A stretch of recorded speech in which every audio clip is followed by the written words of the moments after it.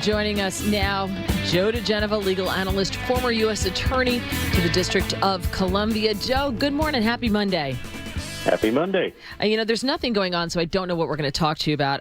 Right.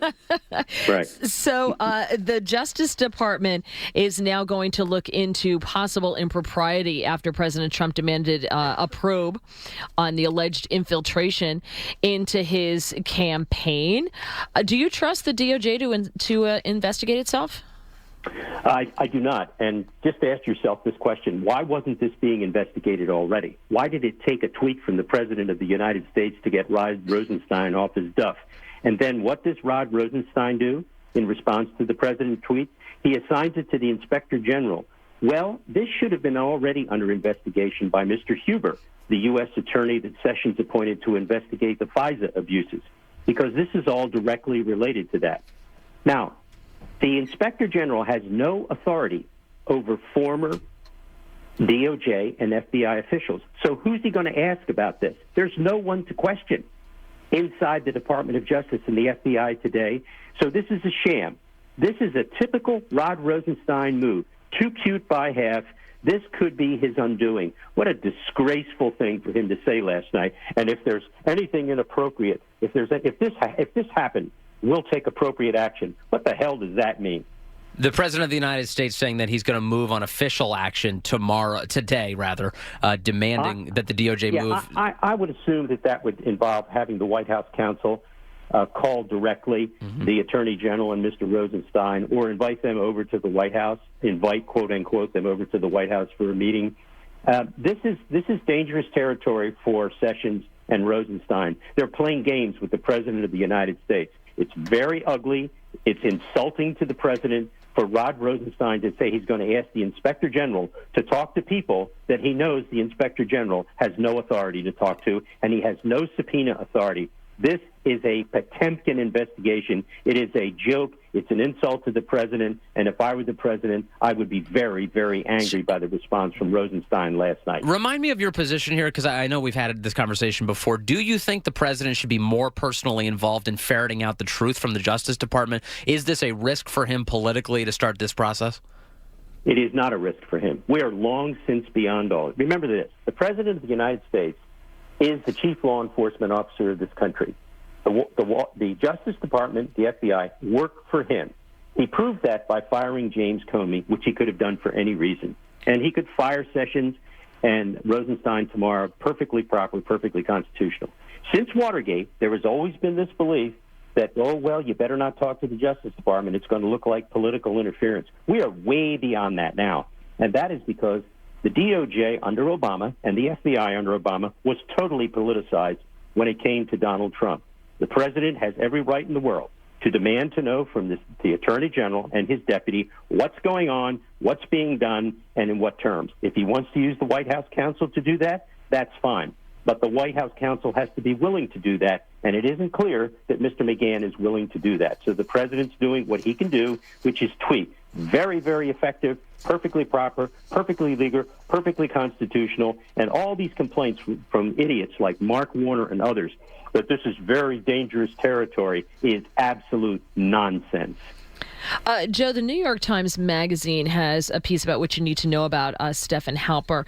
And they say that by all accounts, launching a counterintelligence investigation to ensure that campaign officials aren't vulnerable to foreign influence and blackmail is standard operating procedure at the FBI. It's not a scandal. Do you agree with that? I most certainly do not. This had nothing to do with that. This was a ruse to plant information inside the Trump campaign so that it would blow back to the FBI knowingly, and they could use it to then get FISA warrants. Let's remember, they already had FISA taps on the Russian ambassador.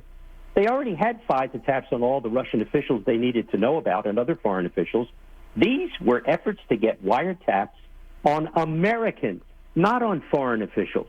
And this is such an outrageous post hoc rationalization. Let's remember, Brennan and Clapper and Comey all denied there was any such surveillance going on of Americans. That was a lie. They lied to Congress. They lied to the American people. Now you're getting the post hoc rationalization from Clapper and others. oh, this was a good thing to do to spy on the Trump campaign. What idiocy. Well, especially because it is self-destructive, the actual argument, which is to say, if they truly believe that the Russians hijacked the election by way of the Trump campaign, they would have stopped that process early on. That would be the correct response to that, if you're the FBI, is to notify the principal, in this case Donald Trump, or to go in and start making arrests early on in order to stop any of this from getting out of control. Yet that's not what happened at all. They let this alleged scenario play out, and then now they're saying that there was a Russian conspiracy. None of this makes sense to me, Joe. Well, of course it doesn't make sense, because the reason that's being given for it to exist, which is to find out whether or not there was Russian intrusion, is a lie. This was done to create false information to blow back into American FBI hands so that they could get surveillance on Trump officials. Just remember, all of this starts with Stephen Halper and others approaching Papadopoulos, Carter Page, and others. We know that Halpern approached many witnesses who have been interviewed by Mr. Mueller. There is no doubt what this was about. This was a covert operation being run by John Brennan and James Comey against the presidential candidate of the opposing party. And for Rod Rosenstein to make a joke of it by proposing that the IG investigate this is ridiculous. Give us a sense of how exceptional this is, that you have an FBI informant inside of the Trump campaign. I know of no other campaign in American history which has been subjected to this type of surveillance. And I would ask Director Wray and Deputy Attorney General Rosenstein to give us a list of all American campaigns that have been subjected to this type of illegal surveillance. All right. Well, Joe, we've got more time with you here, and I want to talk to you about that, how Stephen Halper was involved in a 1980 campaign with Reagan and Carter, and how this is different. So we've got that coming up with Joe. It is 7:15 now on WMA. We are joined by Joe DiGenova here to discuss everything that's going on here with all these investigations. Joe, we're talking about Stephen Halper, the man who's alleged to have been the spy, or if you're from, you'd like to call him the informant, on the Trump campaign. But in the 1980 election, in the Reagan campaign, they used CIA officials managed by Stephen Halper, supposedly under the director of George H.W. Bush, who was the CIA director and then the vice presidential candidate, this from inside the Carter administration. So how is this different? What's more interesting than anything else about this is that Stefan, by the way, is the way he pronounces his name. We must get the correct Cambridge accent. Yes, his name. Stefan Frankenstein. Was used then because his father-in-law was the deputy director of the CIA. He married the daughter of the deputy director of the CIA, Ray Klein. And so he was well known, he was used, and they were getting information about what was going on inside the CIA from sources in there. I have no problem with any. By the way, this was all looked into at that time appropriately. I don't have any problem with it being looked at again. By the way, what's really interesting about this?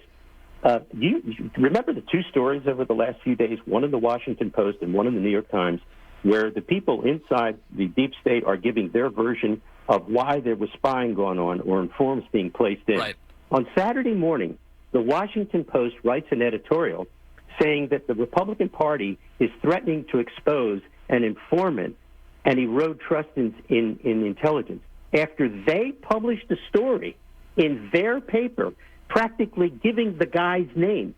Now, you have to be mentally ill to write an editorial like that. So let me make a suggestion to the people at the Washington Post on the editorial board. I challenge them to send a member of their editorial board to the National Press Club to debate me on this very issue at a time of their choosing. I await their response.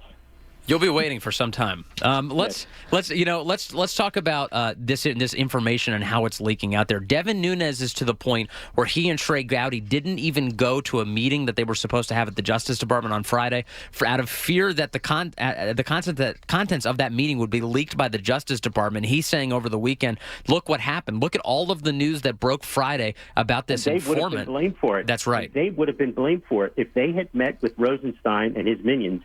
Rosenstein and his people would have leaked that it was Nunes who leaked all this information that came out over the weekend. So I say bravo to Nunes. I would not meet with Rosenstein and any of his people ever again. Well, this is an insane situation where Congress can't even have private meetings to get answers anymore for fear that they're going to be framed as the leakers. This is out of control. The president clearly needs to be involved now. And I'll tell you why it's out of control. It's out of control because the Deputy Attorney General wants it this way. And Jeff Sessions is AWOL, has no idea what's going on in his department. This is unacceptable for a president of the United States to have two people like this in the department, one allegedly recused, the other an anti-Trumper, functioning as in complete derogation of all presidential authority and trying to make a fool of the president of the United States at the same time. You sense exactly what the problem is, and it's never going to get any better until Rosenstein's gone. Well, as you said, Jeff Sessions is somewhat AWOL. He recused himself from all things having to do with the Russia investigation, but that doesn't mean that when it comes to the president demanding an investigation, he can be involved in that, correct? That's exactly right. And so why did Rosenstein put out the statement about investigating whether or not there was an infiltration? This far exceeds any recusal that Jeff Sessions is a part of. Sessions is afraid of his own shadow. He can no longer function as Attorney General. The president has to decide how long he can have this type of situation at the Department of Justice. This is completely unacceptable. Joe, there's another big decision the president has to make, and it's whether or not he's going to sit down with Bob Mueller. Rudy Giuliani is saying that the investigation could be wrapped up by September 1st if Mueller gets what he wants, that interview. Yes, Mueller wants one thing, an opportunity to frame the president of the United States by bringing him into a meeting where he can ask him questions. And remember, this is exactly how Patrick Fitzgerald and James Comey framed Scooter Libby. They asked him questions, and only one other person disagreed with his answer. They brought a perjury case against Scooter Libby on two different recollections of one conversation. The president should never meet with Mueller because Mueller's investigation is an investigation based on bad faith. It has become a roving minstrel of evil. It no longer deserves the respect of the American people. And while the president should not fire Mueller because it would create political problems, he should ignore this ridiculous invitation to come and talk to him. And besides that, the president cannot be indicted, so what's the reason to talk to him? The answer is very simple. A perjury trap so that he can refer the matter to the House of Representatives, something which Mr. Mueller does not have the authority to do under the regulations. Now, the Inspector General's report has been sent for a draft has been sent for review. They say it should be coming out in a couple of weeks. My prediction, I think, it's going to come out Friday because the Friday of a holiday weekend is when most people would want this released, except for the Republicans. Well, that's exactly what Rod Rosenstein's plan is, to bury it. First of all, you leaked the stories to the New York Times and the Washington Post about all this stuff that you just saw come out about Stefan Halper, and now the next will be the leak of the report on how the Hillary Clinton email investigation was thrown by the dirty cop, James Comey, and all the people around him. But I think this is part of the problem for Rod Rosenstein. By putting the report out on a holiday weekend, they're simply going to draw attention to it because everyone knows now that the maneuver like that is coming, and it's going to backfire because it's going to show how fundamentally dishonest Rosenstein is and how his interests are not those of the president or the American people, but they are those of Rod Rosenstein and the longevity in his job. All right. Well, Joe DiGenova, thank you so much. We always appreciate your input on all of these issues. And the way we've been going, we get to talk to you twice a week because there's just so much going on. So maybe we'll get to speak with you again later in the week. Joe, have a fantastic week if we don't get to talk to you. Thank you very much, Mary. Thanks a lot. 7:23 on WMA.